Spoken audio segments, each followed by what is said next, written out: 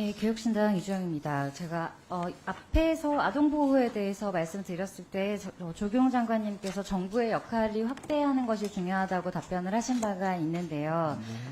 저는 개인적으로 현실적으로는 크기만 한 정부가 모든 것을 책임져 줄 수는 없다고 생각하기는 합니다. 국민 개개인을 다 돌볼 수는 없는데요. 저희가 이번에 찾아본 바에 의하면 2017년부터 21년까지의 자료고 고독사가 연간 3,000명 전후로 발견이 되고 있습니다. 연간 크게 편차가 없는 걸로 봐서 많은 수를 비슷하게 발견하고 계신 것 같은데 주의할 점은 보통 우리가 생물학적인 사유로 만일 사망하셨다면 연령이 증가할수록 더 빈도가 높아야 할 걸로 예상을 할 수가 있을 겁니다. 그런데 지금 확인된 바로는 50대와 60대 중장년층 남성이 전체의 50% 정도 되고요. 더 안타까운 것은 7, 80대가 더 많은 게 아니라 40대까지 포함해서 4, 5, 60대를 봤을 때는 거의 전체 고독사의 80% 정도가 되는 겁니다. 사실 40대, 50대 남성이면 가장 활발하게 활동할 국가의 허리라고도 할 수가 있고 이미 병역이나 납세 등으로 국가에 많이 기여를 하셨을 분이라고 이제 생각이 되는데 이런 사회적인 영향 때문에 고독사에 노출되는 결과를 맞는 것은 이제 안타깝다고 할 수밖에 없고요. 지금 1인 가구가 증가하고 결혼율이나 출산율도 저하하고 이런 관련된 걸 고려해보면 앞으로 이런 현상은 더 늘면 늘었지 줄기는 좀 어려울 수도 있다는 우려가 되기는 합니다.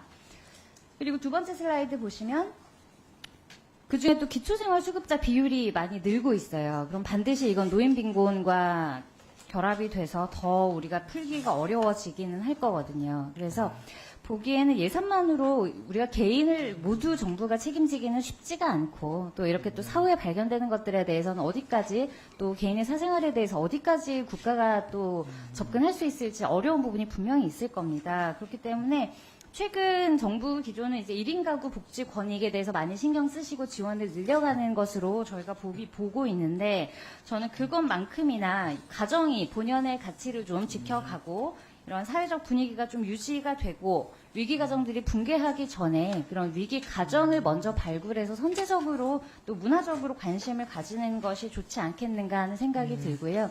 이게 뭐 1인 가구나 여성, 아동 다 좋습니다만 이미 여러 사회에 기여를 한 또 중년 남성들이 어찌 보면 또 관심에서 가장 빗겨나가 있을 수 있거든요. 그래서 그런 중년 남성들의 사회적 고립에 대해서 가정이나 지역사회 등을 통해서 우리가 문화적으로 또 실질적으로 지원할 수 있는 방안을 보건복지부에서 뭐 고민을 같이 해주셨으면 해서 이거는 제가 부탁드리려고 가지고 나왔습니다. 예.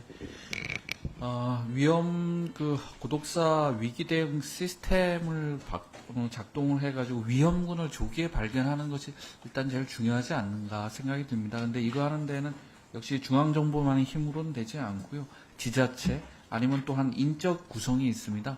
각 지역에는 이제 민간의 사회 안전망이 있는데 그분들과 또 협력을 해서 위험군을 조기에 발견을 하는 것을 먼저 추진하도록 하겠습니다.